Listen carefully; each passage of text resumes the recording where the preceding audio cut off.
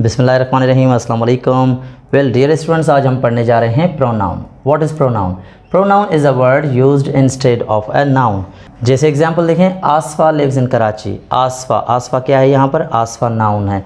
She lives in Karachi, अब she जो है आसफा की जगह पर इस्तेमाल हुआ, तो शी क्या हुआ? प्रोनाउन हुआ। They are talking to Aliya, वो आलिया से बात कर रहे हैं। They are talking to her, ये हर जो है आलिया की जगह पे आया, तो इसलिए ये हर जो है वो प्रोनाउन है। अच्छा, यहाँ पे एक सवाल पैदा होता है कि जब ये नाउन्स मौजूद हैं तो उनकी जगह पे हम प्रोनाउंस क्यों इस्तेमाल करते हैं? जब नाम है आसफा तो हमें उसकी जगह शी इस्तेमाल करने की क्या ज़रूरत है? यहाँ आलिया लिखा हुआ है तो उसकी जगह हमें हर इस्तेमाल करने की क्या ज़रूरत है? तो देखिए, जो प्रोनाउंस है ना, they are used to avoid unnecessary repetition. Pronouns का काम क्या होता है कि गैर ज़रूरी दोहराना, रिपीटेशन करने को वो ख़त्म करता है। मिसाल के तौर पे अगर आसफा की जगह यहाँ 4 नाम होते, 6 नाम होते, 8 होते, उन सब को बार बार रिपीट करना इतना आसान नहीं है, तो उस रिपीटेशन को अवॉइड करने के लिए हम इस्तेमाल करते हैं प्रोनाउंस। मिसाल के तौर पे अगर ना मैं ये कहूँ कि Ali, Aliya and Ahmad are siblings, Ali, Aliya and Ahmad go to school together, Ali, Aliya and Ahmad play together, तो ये अली, आलिया एंड अहमद बार बार कहना एक awkward सा लगता है, अननेसेसरी भी है। तो उसकी जगह हम पहली बार नाउन इस्तेमाल करें, अली, अहमद एंड आलिया, फिर अगर दे इस्तेमाल करेंगे तो it will be much convenient and easier, वो आसान रहेगा, इसीलिए हम प्रोनाउंस यूज़ करते हैं। यहाँ तो 3 नाम लिए, पर 3 की जगह 6 भी हो सकते हैं, 8 भी हो सकते हैं, तो फिर it will not be easy for anyone to repeat them.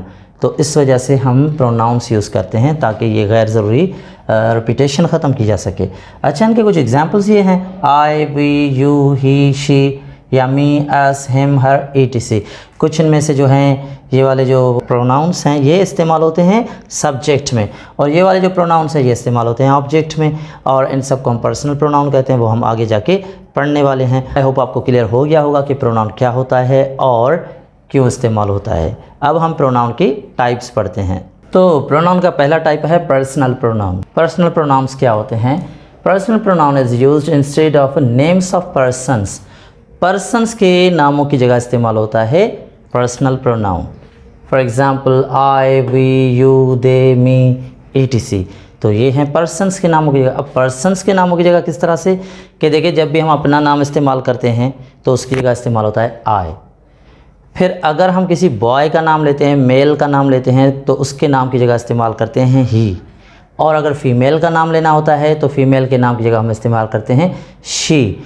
अगर थर्ड पर्सन प्लूरल में आ जाता है, यानी अगर 2-3 नाम आ जाते हैं तो उन 2-3 नामों की जगह हम इस्तेमाल करते हैं दे। मिसाल के तौर पे जैसे मैं पहले ही मिसाल दे चुका हूँ कि Ali, Ahmad and Aliya play together, तो अली, अहमद एंड आलिया की जगह हम इस्तेमाल करेंगे दे प्ले टुगेदर, तो दे हो गया उनकी जगह इस्तेमाल। इसी तरह से वही कहाँ इस्तेमाल होगा? जब आप कितने भी नाम लें पर उनके साथ अपने आप को शामिल करें, तो फिर वहाँ उन सब नामों की जगह इस्तेमाल होगा वी। फॉर एग्ज़ाम्पल, मिसाल के तौर पे कि Akbar, Ahmad and I went to Hyderabad yesterday. Akbar, Ahmad and I went to Hyderabad, तो ये कि अकबर, अहमद, उसके साथ मैंने अपने आप को भी मिलाया, तो अब इन तीनों नामों की जगह मैं इस्तेमाल करूँगा we went to Hyderabad yesterday. और ये जो ऑब्जेक्ट में इस्तेमाल होते हैं वो भी ऐसे होते हैं। मिसाल के तौर पे he met Ahmad and me, मतलब है कि वो अहमद और मुझसे मिला, तो उसकी जगह हम इस्तेमाल करेंगे ही मेट अस। अब पढ़ते हैं रिफ्लेक्सिव प्रोनाउन। ये रिफ्लेक्सिव प्रोनाउन क्या होता है? Reflexive pronoun refers back to the subject. इसका मतलब ये होता है कि ये जो ऑब्जेक्ट है वो बात कर रहा होता है सब्जेक्ट की। देखिए, मैं थोड़ा इसको आपको डिटेल में समझाता हूँ कि देखिए ना, जो सेंटेंस के 5 स्ट्रक्चर होते हैं उनमें 3 ये होते हैं कि सब्जेक्ट, वर्ब और ऑब्जेक्ट। और जो सब्जेक्ट होता है वो होता है डूअर ऑफ एक्शन, और जो ऑब्जेक्ट होता है वो होता है रिसीवर ऑफ एक्शन। मिसाल के तौर पे अगर मैं कहूँगा I am talking to you, तो आई सब्जेक्ट है, यू ऑब्जेक्ट है। तो देखिए, यहाँ पे सब्जेक्ट और ऑब्जेक्ट 2 अलग अलग चीज़ें होती हैं, ठीक है। पर ये जो रिफ्लेक्सिव प्रोनाउंस हैं उनमें फिर क्या होता है, उनमें ये जो ऑब्जेक्ट है ना वो सब्जेक्ट की बात कर रहा होता है, यानी ये जो ऑब्जेक्ट है वही सब्जेक्ट होता है, जो सब्जेक्ट है वही ऑब्जेक्ट होता है। ये इस तरह से मिसाल लेके अगर अब आप एक गेंद उठाकर दीवार पे मारें तो वो आप वापस आपकी तरफ आएगी, तो वो जो आपकी तरफ आएगी ये भी ऐसे ही है कि सब्जेक्ट एक्शन करेगा पर एक्शन वो आके उसके ऊपर ही परफॉर्म होगा, वो अपने आप पे ही परफॉर्म करेगा। इसी को हम कहते हैं रिफ्लेक्सिव प्रोनाउन। इसकी एग्जांपल्स तो इस तरह से होती हैं, myself, himself, herself, etc। Plural होते हैं तो फिर सेल्व्स होता है, ourselves, themselves, yourselves, etc। Example देखें, he shot himself, he subject, shot verb, ये ऑब्जेक्ट। अब आप गौर करें तो ही शॉट हिमसेल्फ, उसने गोली मारी अपने आप को, उसने वो सब्जेक्ट है, उसने एक्शन परफॉर्म किया कि उसने गोली मारी, फिर जो एक्शन रिसीव किया वो किसने किया, वो भी इसने खुद ही ने किया, एक्शन उसी के ऊपर परफॉर्म हुआ, तो इसीलिए ये कहलाएगा reflexive pronoun. I taught my self, मैं खुद ही सीखा, इसका मतलब या मैंने अपने आप को सिखाया, बात एक ही है। तो I taught my self object है, आई सब्जेक्ट है, पर माई सेल्फ और आई बात एक ही है। इसी को हम कहते हैं रिफ्लेक्सिव प्रोनाउन, कि जो आखिर में ऑब्जेक्ट आता है असल में वही जो है ना सब्जेक्ट अपनी बात कर रहा होता है, इन्हीं को रिफ्लेक्सिव प्रोनाउन कहते हैं। अगर मैं इसको और इजी करूं तो इस तरह से कहेंगे कि रिफ्लेक्सिव प्रोनाउंस वो होते हैं जब सब्जेक्ट अपने ऊपर ही एक्शन परफॉर्म करता है। I hope you understand this well. तीसरा टाइप है एम्फेटिक प्रोनाउन। एम्फेटिक प्रोनाउन क्या होता है? It is used to emphasize on the word used before it. ये अपने से पहले इस्तेमाल हुए लफ्ज़ पर एम्फसाइज करने के लिए इस्तेमाल होता है, स्ट्रेस करने के लिए इस्तेमाल होता है। एम्फसाइज या स्ट्रेस करने का मतलब है कि उस पर वो ज़ोर दे रहा होता है। मिसाल के तौर पे एग्जांपल्स कौन से होते हैं? Myself, ourself, himself, etc। ये एग्जांपल देखें, I myself wash my clothes, मैं अपने कपड़े खुद धोता हूँ। जब ना लफ्ज़ मैं कहता हूँ खुद ही या खुद धोता हूँ तो इसका मतलब ये है कि मैं इस चीज़ पे एम्फसाइज़ कर रहा हूँ कि कपड़े मैं धोता हूँ।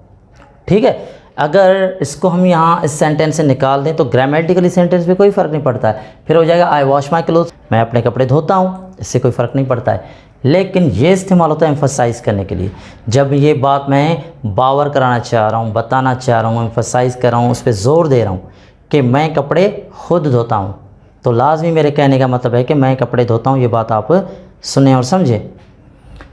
या she her self कुक्स her lunch, she her self, वो अपना लंच खुद ही बनाती है, खुद ही। अब अगर हर सब निकालेंगे तो हो जाएगा शी कुक्स हर लंच, वो अपना लंच बनाती है। बात तो दोनों में एक ही है, लेकिन यहाँ जब हम हर सेल्फ लगाते हैं तो फिर इस बात पे एम्फसाइज़ किया जा रहा है कि भाई वो ये काम खुद करती है। एम्फसाइज़ हम क्यों करते हैं कि कभी कभी हमें ये चीज़ एग्जांपल के लिए इस्तेमाल करनी होती है या कभी हमें बावर करानी होती है। मिसाल के तौर पे अगर हम यही बात किसी मुल्क की प्रेसिडेंट, प्राइम मिनिस्टर के लिए कर रहे हैं तो फिर ये बड़ी बात हो जाती है कि फॉर एग्ज़ाम्पल मिसाल के तौर पर अगर ना मैं कहूँ कि भाई फ़िनलैंड की प्राइम मिनिस्टर अपने कपड़े खुद ही धोती है, the prime minister of Finland her self washes her cloth, तो देखें यहाँ पे फिर क्या होता है, एम्फसाइज़ हो जाता है। मैं एग्जांपल दे रहा हूँ कि देखो वो भी तो अपना काम खुद करती है, तो इस तरह से हम एम्फसाइज़ करने के लिए इस्तेमाल करते हैं। और जिस लफ्ज़ से के बाद ये आता है उस पहले पे ये एम्फसाइज़ कर रहा होता है। आई माई सेल्फ तो एम्फसाइज़ आई पे हो रहा है, शी हर सेल्फ तो एम्फसाइज़ शी पे हो रहा है। I hope you understand it. अगला है डेमॉन्स्ट्रेटिव प्रोनाउन। डेमॉन्स्ट्रेटिव प्रोनाउन क्या होता है? डेमॉन्स्ट्रेटिव प्रोनाउन यानी ज़मीर इशारा करने के लिए इस्तेमाल होता है। जैसे मिसाल के तौर पर ये मैंने लिखा है इंग्लिश में, इसकी डेफिनेशन देखें, use to point at something, किसी चीज़ पर इशारा करने के लिए। This is your bag, this is your bag, ये तुम्हारा बैग है, तो यहाँ हम दिस मतलब इशारा कर रहे हैं। दैट इज़ माइन, वो मेरा है, that is mine. So I hope you understand. अब हम बात करते हैं इंडेफिनाइट प्रोनाउन की। इंडेफिनाइट प्रोनाउन कहाँ इस्तेमाल होते हैं? तो indefinite pronouns are used instead of nouns used in general meaning. General meaning का मतलब है कि इसमें सब शामिल हैं, आप सबकी बात कर रहे हो, किसी एक की तरफ इशारा नहीं है, तो उसको हम कहते हैं जनरल मीनिंग। तो जनरल मीनिंग में जो प्रोनाउंस इस्तेमाल होते हैं उनको कहते हैं इंडेफिनाइट प्रोनाउंस। मिसाल के तौर पे देखें, ये मैंने एक चार्ट बनाया हुआ है, ये 4 लफ्ज़ अमूमन इस्तेमाल होते हैं, सम, नो, एवरी, एनी। इनके साथ फिर 4 और लफ्ज़ इस्तेमाल होते हैं और उनकी एक पर्टिकुलर मीनिंग बनती है। देखिए, some, someone, somebody, somewhere, something। One और बॉडी का मतलब होता है इट्स फॉर पीपल, लोगों के लिए है, आप लोगों के लिए इस्तेमाल करेंगे तो someone, somebody। और जगह के लिए where, somewhere। और चीज़ों के लिए thing, something। अब आप कहेंगे someone तो मतलब कोई ना कोई। some किसी अननोन के लिए इस्तेमाल होता है, आप नहीं जानते। someone is calling you downstairs, नीचे आपको कोई बुला रहा है, कोई बुला रहा है, मतलब आप नहीं जानते। ठीक है, या somebody भी एक ही बात है। somewhere जगह के लिए है, some लगा है तो मैंने कहा ना अननोन, तो अब ये वेयर आ गया तो मतलब unknown place. Well I am going to visit somewhere in Europe in next vacations. तो देखिए समवेयर इन यूरोप मतलब कहीं ना कहीं यूरोप में ही घूमने जाऊंगा, मुझे खुद आइडिया नहीं है कहाँ, ठीक है। और समथिंग, थिंग मतलब कोई भी चीज़, ऑब्जेक्ट, तो समथिंग मतलब कुछ ना कुछ। You are hiding something in your hands, तुम अपने हाथों में कुछ ना कुछ छुपा रहे हो। इसी तरह से फिर नो, नो जो है ना वो नेगेटिव है। मैंने कहा ना पीपल के लिए वन, तो नो वन या नो बडी मतलब कोई भी नहीं, नो वेयर कहीं भी नहीं, नथिंग कुछ भी नहीं। और जब ये नो इस्तेमाल होता है ना सेंटेंस नेगेटिव हो जाता है, उसके लिए अलग से हम नॉट इस्तेमाल नहीं करेंगे। आपने नो वाला वर्ड लगा दिया फिर दोबारा नॉट नहीं आएगा, 2 बार नेगेटिव नहीं होता है। मिसाल के तौर पे मैं यहाँ किसी को नहीं जानता तो मैं कहूँगा I know nobody here, I know nobody, nobody माना किसी को भी नहीं। I hope you understand. या मिसाल मैं कहीं भी नहीं जा रहा, I am going nowhere, तो ये हो गया नो वेयर ऑलरेडी नेगेटिव। फिर एवरी, एवरी मतलब हर एक, एवरीवन हर एक, एवरीवेयर हर जगह, एवरीथिंग सब कुछ। He eats everything you give him, इसको कुछ भी दो ये सब कुछ खा जाता है। I know everyone in the hall, hall में मैं सबको जानता हूँ, हर एक को जानता हूँ, ठीक है। और एनी, एनी इस्तेमाल होता है नेगेटिव या इंटेरोगेटिव में। आप सवाल करेंगे या नेगेटिव बनाएंगे तो एनी लगता है। Anyone, anybody, anywhere, anything. Do you want anything to eat, क्या आपको खाने के लिए कुछ चाहिए। I hope you understand. इसके अलावा भी कुछ और इंडेफिनाइट प्रोनाउंस होते हैं जैसे all, none, many, each, etc. I hope आपको इंडेफिनाइट प्रोनाउन समझ में आ गया होगा। अब बात करते हैं पॉजेसिव प्रोनाउन की। पॉजेसिव प्रोनाउन क्या होता है, इट शोज़ पोजीशन, ये पोजीशन को शो करता है। पोजीशन का मतलब है कोई ऑनरशिप, बिलोंगिंग, ये चीज़ मेरी है वो आपकी है, इस तरह से। एग्जाम्पल्स भी ऐसे ही हैं, देखें mine, yours, hers, etc. Example देखें, excuse me this book is mine, that is yours. अब माइन मतलब मेरा और योर्स मतलब तुम्हारा। अच्छा यहाँ पे एक बात मैं क्लियर करता हुआ जाऊँ कि पॉजेसिव एडजेक्टिव्स भी होती हैं, वो तो हम आगे जाके पढ़ेंगे, my, your, her, their, our. तो एक फ़र्क समझना है कि जब ये माइन है ना तो ये नाम की जगह पे इस्तेमाल हुआ है। Excuse me this book is mine, mine मैं मतलब मैं रिजवान हूँ, मैं अपने नाम की जगह इस्तेमाल कर रहा हूँ माइन। इसी तरह से दैट इज़ योर्स, तो मेरे सामने जो भी है, फॉर एग्ज़ाम्पल अली है तो मैं अली को कह रहा हूँ कि अली का है, तो अली मतलब उसके नाम की जगह मैंने इस्तेमाल किया योर्स। तो ये होते हैं पॉजेसिव प्रोनाउंस। वैसे my, your, her, their, our ये पॉजेसिव एडजेक्टिव्स होते हैं और ये नाउन से पहले इस्तेमाल होते हैं। जैसे मिसाल देख लें, जैसे मैंने यहाँ लिखा ना दिस बुक इज़ माइन, उसमें फिर होगा this is my book, my book, book से पहले माय, तो उसको हम कहते हैं पॉजेसिव एडजेक्टिव, वो हम उस पर बात अलग करेंगे, ठीक है। तो ये बस ये जहन में रखनी है बात। और दूसरी बात ये जहन में रखनी है, कुछ स्टूडेंट्स में ये आदत होती है कि इसके बाद अपोस्ट्रोफी लगाते हैं, यूअर्स, आवर्स, देयर्स, ये गलत है, अपोस्ट्रोफी नहीं आएगी, ठीक है। अब पढ़ते हैं इंटेरोगेटिव प्रोनाउन। इंटेरोगेटिव प्रोनाउन मतलब सवाली, it is used to ask question, सवाल पूछने के लिए। देखिए सवाल होते हैं 2 किस्म के, एक होते हैं क्लोज एंडेड क्वेश्चंस, दूसरे होते हैं ओपन एंडेड क्वेश्चंस। जो क्लोज एंडेड क्वेश्चंस होते हैं उसके जवाब हमेशा येस नो में ही होते हैं। आर यू स्टूडेंट्स, येस या no. Do you like my channel, yes या नो। और दूसरे होते हैं ओपन एंडेड क्वेश्चंस। जो ओपन एंडेड क्वेश्चंस होता है ना उनमें इस्तेमाल होते हैं ये इंटेरोगेटिव प्रोनाउन। ओपन एंडेड का मतलब है उसका जवाब येस नो नहीं होगा, डिटेल में होगा। अब हम उसको समझते हैं। पहले तो ये समझें, ये हैं इंटेरोगेटिव प्रोनाउंस। हु मतलब कौन, व्हेन मतलब कब, वाई मतलब क्यों, वेयर कहाँ, हाउ कैसे, व्हाट क्या, विच कौन सा, हाउ ऑफ्टन कितनी मरतबा, हाउ मेनी कितने। और अच्छा यहाँ पे मैंने हुम लिखा है हु के सामने, हु यानी कौन और होम यानी किसको। अब मैं ज़रा इनको समझाता हूँ इस्तेमाल कहाँ कहाँ होते हैं। ये तो हुई मीनिंग्स। हु होता है पर्सन्स के, लोगों के लिए इस्तेमाल, हु आर यू, आप कौन हो। व्हेन होता है टाइम के लिए इस्तेमाल, when does the drama start, when does the movie start, movie किस वक्त स्टार्ट होती है, शुरू होती है, तो व्हेन उसमें इस्तेमाल करते हैं। वाई रीज़न, सबब के लिए, वाई आर यू क्राइंग, तुम क्यों रो रहे हो, सबब पूछ रहा हूँ मैं, ठीक है। और फिर वेयर जगह के लिए, प्लेस के लिए, वेयर आर यू गोइंग आप कहाँ जा रहे हैं। हाउ डिटेल्स के लिए, आप किसी से डिटेल्स पूछेंगे तो हम इस्तेमाल करते हैं हाउ। व्हाट इस्तेमाल होता है कुछ भी पूछने के लिए, किसी ऑब्जेक्ट के बारे में पूछने के लिए, अदरवाइज़ कुछ भी पूछने के लिए। इन सब में से अगर कोई चीज़ नहीं है, कोई और चीज़ पूछ रहे हैं तो व्हाट इस्तेमाल करें। What is time, what is day to day, I hope you are understanding. Yeah, what is your name, what are you doing, object के लिए तो व्हाट इज़ दिस, इस तरह से। आई होप यू अंडरस्टैंड। फिर विच इस्तेमाल होता है चॉइस के लिए। अगर आपके पास सामने चीज़ें हैं, उनमें से आप पूछना ना कौन सा तुम्हें हफ्ते का कौन सा दिन पसंद है, which day of the week do you like, तो आप बोलेंगे कि भाई आई लाइक संडे या कुछ भी वॉट एवर। पर 7 दिन है ना, उन्हीं में से कोई एक दिन होगा। या मंथ्स हैं, 12 महीने हैं, which is your favourite month, आपका फेवरेट महीना कौन सा है, पसंदीदा महीना कौन सा है। आप कहते हैं well January is my favourite month, तो 12 महीने हैं उनमें से, तो इसलिए हमने इस्तेमाल किया विच। हाउ ऑफ्टन मतलब कितनी मरतबा, उसके लिए फिर टाइम का भी तय करना पड़ेगा ना, कितनी मरतबा, लेकिन किस हिसाब से आप पूछ रहे हैं। मिसाल हफ्ते में कितनी मरतबा, महीने में कितनी मरतबा, साल में कितनी मरतबा, इस तरह से। मिसाल के तौर पे आप हफ्ते में कितनी मरतबा कॉलेज जाते हैं, how often in a week do you go to college. या आप दिन में कितनी बार खाना खाते हैं, how often in a day do you eat meal, या how often do you eat meal in a day. I hope you understand.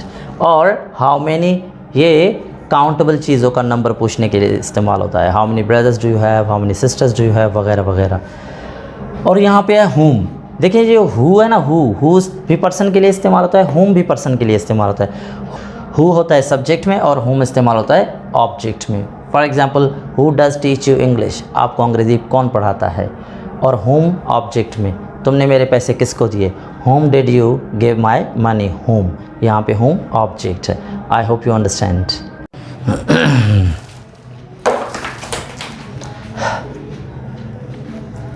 Well अब हम पढ़ते हैं रिलेटिव प्रोनाउन। ये रिलेटिव प्रोनाउन क्या होता है? Relative pronoun shows relation for the word used before it.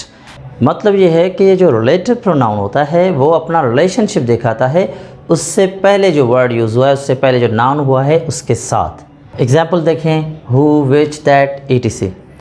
अब सेंटेंस देखें, she is the girl who won the prize, she is the girl who won the prize. तो देखें she is the girl, उसके बाद who हमने इस्तेमाल किया, तो हु जो है इस गर्ल से रिलेट कर रहा है कि इनाम जीता, ये वो लड़की है जिसने इनाम जीता। ठीक है, इस इनाम को, इस लड़की को हम रिलेट कर रहे हैं। ठीक, इसी तरह से this is the pen that I bought from Dubai, this is the pen that I bought from Dubai. तो ये दैट जो है ना, ये पेन से रिलेशनशिप बना रहा है। This is the horse which won the race, ये वो घोड़ा है जिसने रेस जीती, वो घोड़ा है। ये विच जो है ये हॉर्स के लिए है। ये समझना है कि ये हु, विच, दैट कहाँ कहाँ इस्तेमाल होंगे। हु जो है वो लोगों के लिए इस्तेमाल होता है, और दैट जो है ना वो चीज़ों के लिए, ऑब्जेक्ट्स के लिए इस्तेमाल होता है, और विच जो है वो एनिमल्स के लिए यूज़ होता है। I hope you understand.